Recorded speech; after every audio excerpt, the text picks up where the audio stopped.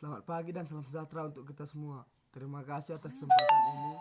Kami dari kelompok 4 ingin mempresentasikan hasil diskusi final proyek kami tentang penentuan viskositas. Pertama-tama kami akan memperkenalkan diri. Nama saya Riko Arapenta Ginting, NIM 1801122, dan kawan saya Shirley Ervani, NIM 1801128. Tianggur Sinurat, NIM 1801135.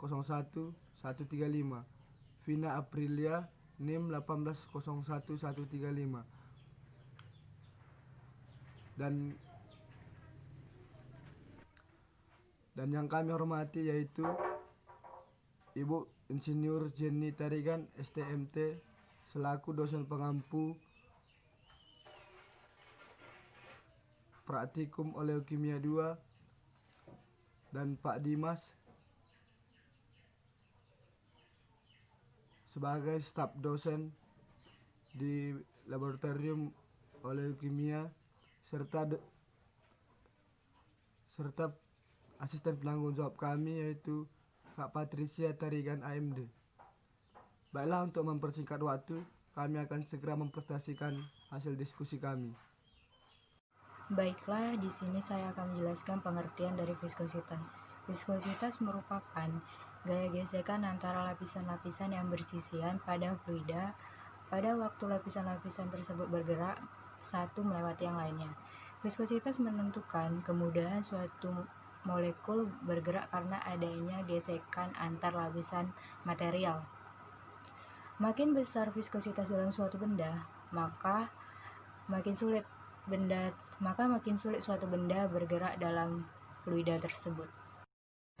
Jenis-jenis viskositas. Viskositas ada dua, yaitu viskositas kinematik dan dinamik. Yang pertama, viskositas kinematik merupakan viskositas yang dipengaruhi oleh gaya gravitasi. Yang kedua, viskositas dinamik merupakan viskositas yang tidak dipengaruhi oleh gaya gravitasi. Beberapa faktor yang mempengaruhi viskositas. Yang pertama, temperatur. Viskositas akan turun dengan naiknya suhu, sedangkan viskositas gas naik dengan naiknya suhu. Yang kedua adalah pressure ataupun tekanan. Viskositas cairan naik dengan naiknya tekanan, sedangkan viskositas gas tidak dipengaruhi oleh tekanan. Yang ketiga adalah konsentrasi. Viskositas berbanding lurus dengan konsentrasi larutan. Suatu larutan dengan konsentrasi tinggi akan memiliki viskositas yang tinggi pula. Yang keempat adalah berat molekul. Viskositas naik dengan naiknya berat molekul. Dalam menentukan viskositas suatu fluida, kita membutuhkan alat yang namanya itu viskometer. Viskometer adalah alat yang digunakan untuk mengukur viskositas dari suatu fluida. Viskometer sendiri terbagi menjadi beberapa jenis. Di antaranya adalah yang pertama, itu ada viskometer Ostwald. Viskometer Ostwald bekerja dengan konsep kecepatan suatu fluida dalam suatu pipa tabung. Semakin kecil kecepatan alir larutan, maka semakin besar nilai viskositasnya.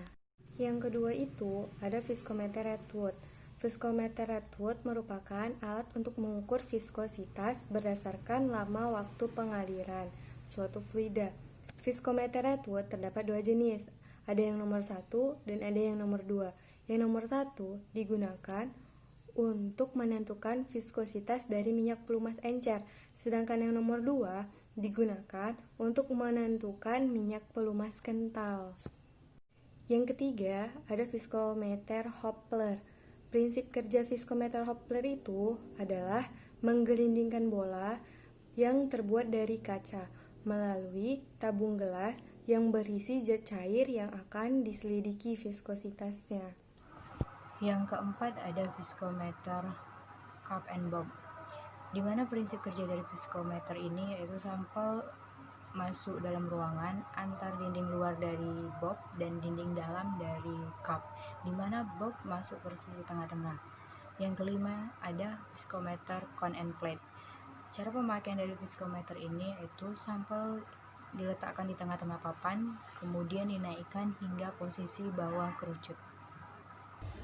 Dari penjelasan di atas dapat ditarik kesimpulan di mana viskositas adalah sifat fluida yang diberikannya tahanan tegangan geser oleh fluida tersebut, dan viskositas biasanya diterima sebagai sifat kekentalan cairan atau fluida. Viskositas menggambarkan penolakan dalam fluida kepada aliran yang dapat dipikir sebagai suatu cara untuk mengukur gesekan fluida. Gaya tarik-menarik antar molekul yang besar dalam cairan menghasilkan kualitas yang tinggi. Adapun beberapa faktor yang mempengaruhi viskositas fluida yaitu temperatur, konsentrasi, tekanan, dan berat molekul, di mana viskositas kinematik merupakan viskositas yang dipengaruhi oleh gaya gravitasi, dan viskositas dinamik adalah viskositas yang tidak dipengaruhi oleh gaya gravitasi. Berikut merupakan contoh dari penentuan viskositas secara sederhana yang bersumber dari YouTube. Dilihat baik-baik ya.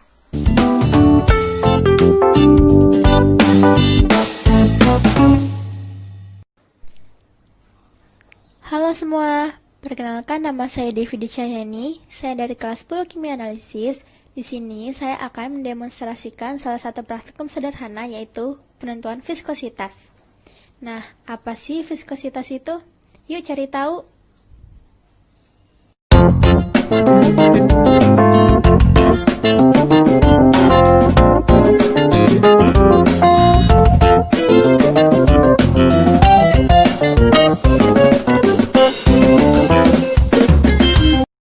Kita siapkan alat dan bahan yang dibutuhkan. Yang pertama, ada gelas ukur ukuran 50 ml. Yang kedua, ada sabun cair merek apapun. Dan yang ketiga adalah kelereng atau gundu. Nah, yang terakhir jangan lupa kita siapkan serbet. Jika alat dan bahan sudah siap, yuk lanjut ke langkah kerja. Yang pertama, kalian siapkan gelas ukur, kemudian kalian isi gelas ukur tersebut dengan sabun cair merek apapun.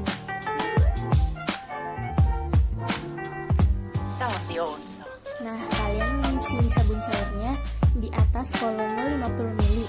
Jika sabun cairnya kurang, kalian bisa menggunakan volume 40 ml. Kemudian isi gelas ukur dengan sabun cair dengan perlahan dan jangan sampai tumpah ya. Di sini saya menggunakan volume gelas ukur 50 ml sehingga saya harus mengisi sabun cair di atas garis tanda batas 50 ml.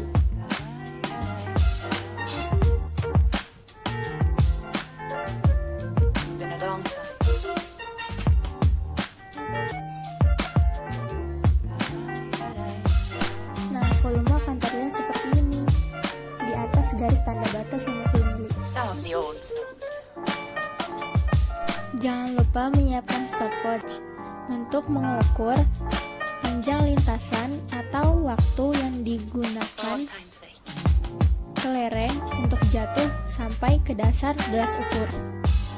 Kita menyalakan stopwatch apabila kelereng sudah menyentuh garis 50 ml. Masukkan kelereng dengan perlahan, kemudian nyalakan stopwatch.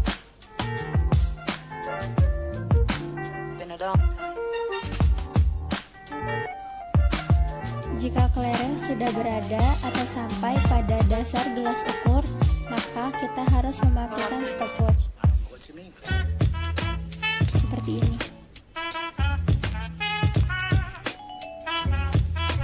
Catat waktu pada blok note atau pada data pengamatan. Jika sudah, maka kita harus melakukan percobaan yang tadi sebanyak 10 kali. Nah, kita memasukkan kembali sabun cair ke dalam wadah untuk melakukan percobaan yang kedua kalinya. Masukkan dengan perlahan, jangan sampai tumpah, dan jangan sampai kelerengnya masuk ke dalam wadah sabun cairnya.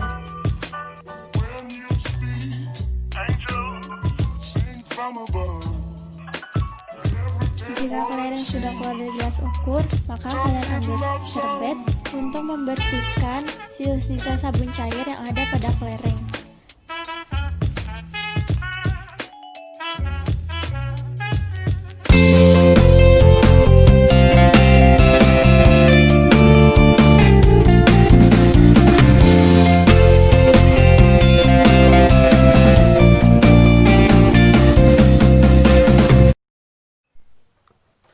Baiklah, sekian hasil dari diskusi kami. Jika ada kesalahan, kami menerima saran dan kritik. Sekali lagi kami mengucapkan terima kasih.